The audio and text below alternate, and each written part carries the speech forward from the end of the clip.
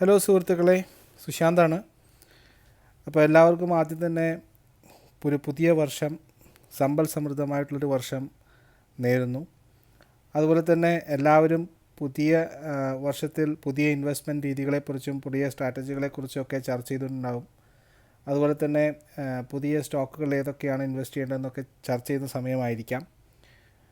അപ്പോൾ അതിനിടയിലേക്ക് നമുക്ക് നമ്മുടെ ഇൻവെസ്റ്റ്മെൻറ്റ് കൂടുതൽ, അല്ലെങ്കിൽ നമ്മുടെ സ്റ്റോക്ക് മാർക്കറ്റുമായിട്ട് ബന്ധപ്പെട്ടിട്ടുള്ള അനാലിസിസ് കൂടുതൽ ശക്തമാക്കുന്നതിൻ്റെ ഭാഗമായിട്ട് നമ്മുടെ ഇൻഡിക്കേറ്റേഴ്സിനെ പറ്റിയിട്ടും അതിനെ പറ്റിയിട്ടുള്ള ഫണ്ടമെൻ്റൽ റിസർച്ചിനെ പറ്റിയിട്ടുള്ള വീഡിയോസാണ് ഇനി മുതൽ വരാൻ പോകുന്നത്.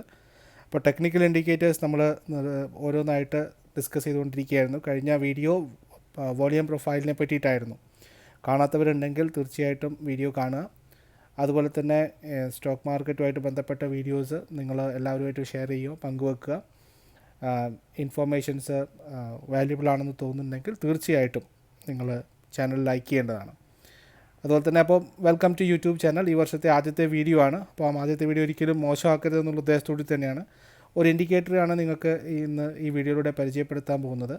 നമ്മുടെ ആൾക്കാരുടെ എല്ലായ്പ്പോഴുള്ള സംശയമാണ് ഈ മാർക്കറ്റിൽ സ്റ്റോക്കുകൾ വാങ്ങാൻ ശ്രമിക്കുമ്പം എപ്പോൾ വാങ്ങണം, അതിൽ ഓൾറെഡി അത് ഹൈ ആയിപ്പോയോ, അല്ലെങ്കിൽ അത് ഏത് ലെവലിലാണ് എൻട്രി ചെയ്യേണ്ടത് എന്നുള്ള പല സംശയങ്ങളും പല ആൾക്കാരും ചോദിക്കാറുണ്ട്.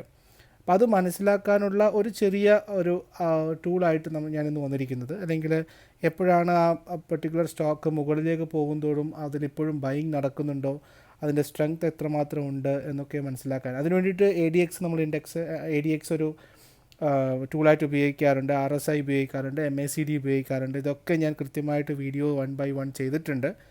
എൻ്റെ ചാനലിൽ കൃത്യമായിട്ടുള്ള വീഡിയോസ് എല്ലാം അവൈലബിൾ ആണ് ഈ പറയുന്ന എല്ലാ ഇൻഡിക്കേറ്റേഴ്സിനെ പറ്റിയിട്ടും.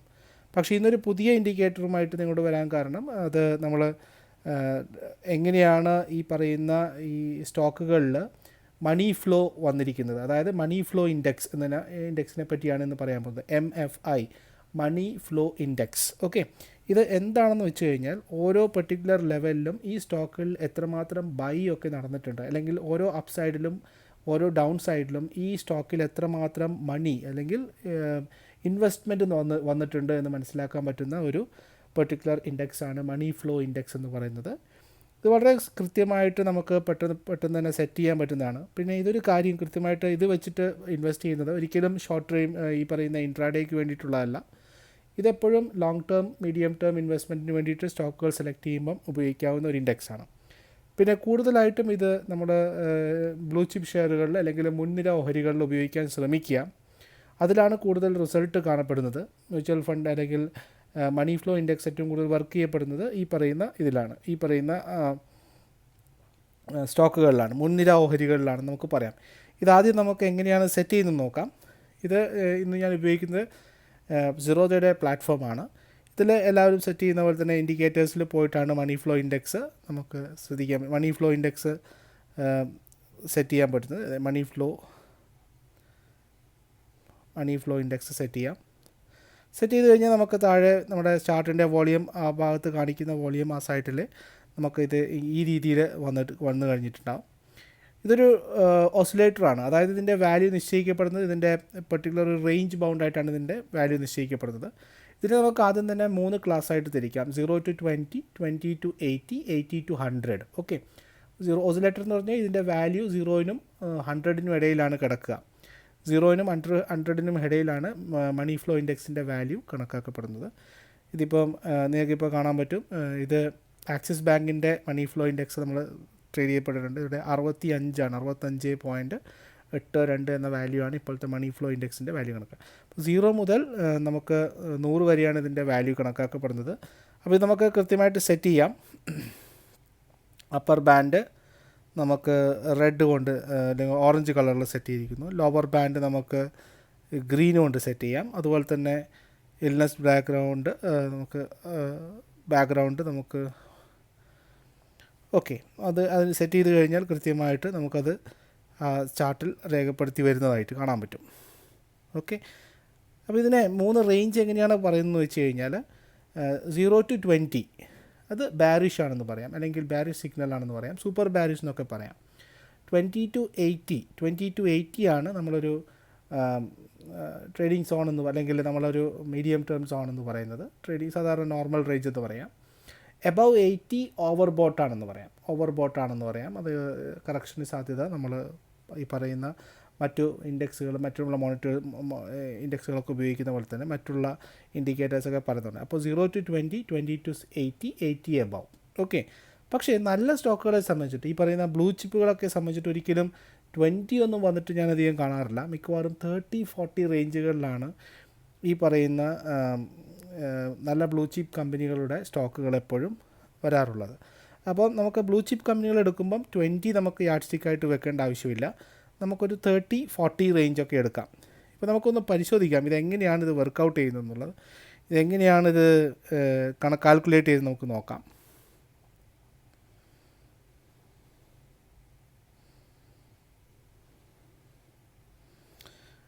ഇതിപ്പം നിങ്ങൾക്കിവിടെ കാണാൻ പറ്റും. കറക്റ്റായിട്ട് കറസ്പോണ്ടിങ് ആയിട്ട് ഇതിൻ്റെ വാല്യൂയിലുണ്ടാകുന്ന വ്യത്യാസവും അതുപോലെ തന്നെ ഈ മണി ഫ്ലോ ഇൻഡെക്സിലുണ്ടായിരിക്കുന്ന വ്യത്യാസവും നമുക്ക് കാണാൻ പറ്റും. ഇതിപ്പോൾ ഞാൻ ഡെയിലി ചാർട്ടാണ്, ആക്സിസ് ബാങ്കിൻ്റെ ഡെയിലി ചാർട്ടാണ് എടുത്തിരിക്കുന്നത്.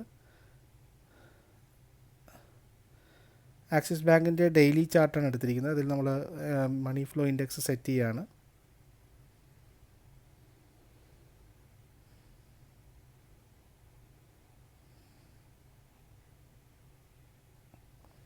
മണി ഫ്ലോ ഇൻഡെക്സ് സെറ്റ് ചെയ്യായിരിക്കും. ഇപ്പോൾ നമ്മുടെ കൃത്യമായിട്ട് ഇവിടെ കാണാൻ പറ്റും 20 എബവ് 80, അതായത് 20 to 60, 20 to 80, 20 ബിലോ താഴോട്ട്.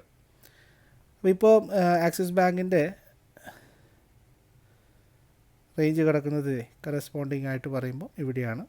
അതായത് 58 ഈ പറയുന്ന റേഞ്ച് ഒരു 67 അടുപ്പിച്ച് കിടക്കുന്നു. ഇതിലെങ്ങനെയാണ് മാറ്റങ്ങൾ ഉണ്ടായിട്ടുള്ളത് നമുക്ക് നോക്കാം.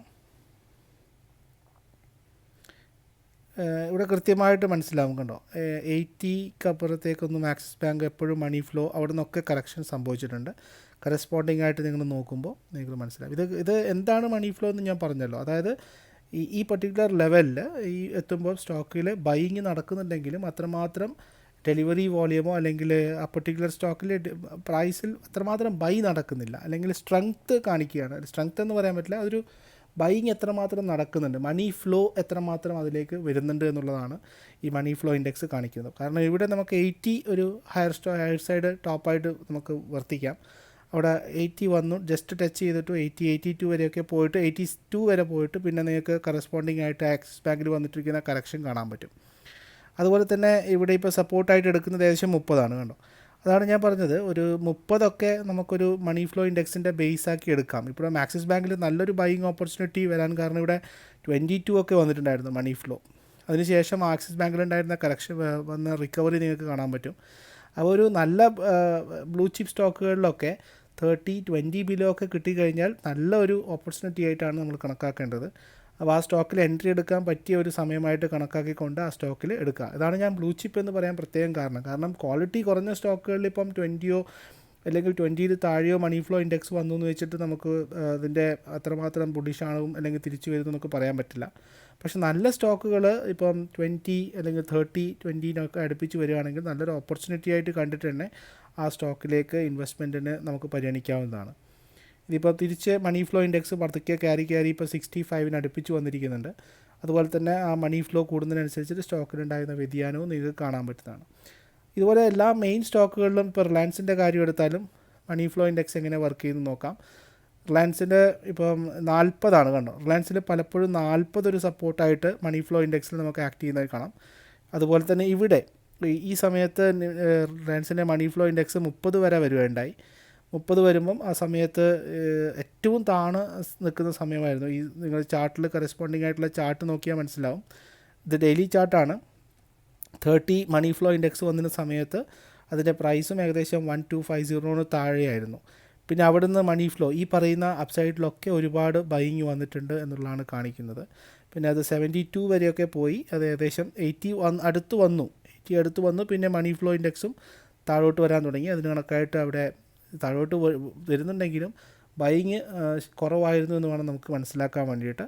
ഇവിടെയൊക്കെ എത്തുമ്പോൾ മണി ഫ്ലോ ഇൻഡെക്സ് വീണ്ടും തിരിച്ച് കയറാൻ തുടങ്ങി.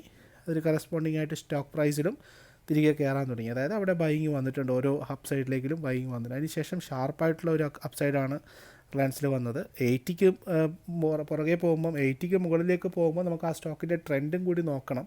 ട്രെൻഡ് പോസിറ്റീവാണ്. മണി ഫ്ലോ ഇൻഡെക്സും 80ക്ക് എബോവ് ആണെങ്കിൽ നമുക്ക് സൂപ്പർ ട്രെൻഡ് എന്നൊക്കെ പറയാം. നമുക്ക് സൂപ്പർ മണി ഫ്ലോ ഇൻഡെക്സിൻ്റെ സൂപ്പർ ട്രെൻഡ് ആക്ടിവേറ്റ് ആയി എന്നൊക്കെ പറയാം. 80ക്ക് എബോവ് സസ്റ്റെയിൻ ആയിട്ട് കുറേ സമയം ഉണ്ടായിരുന്നു.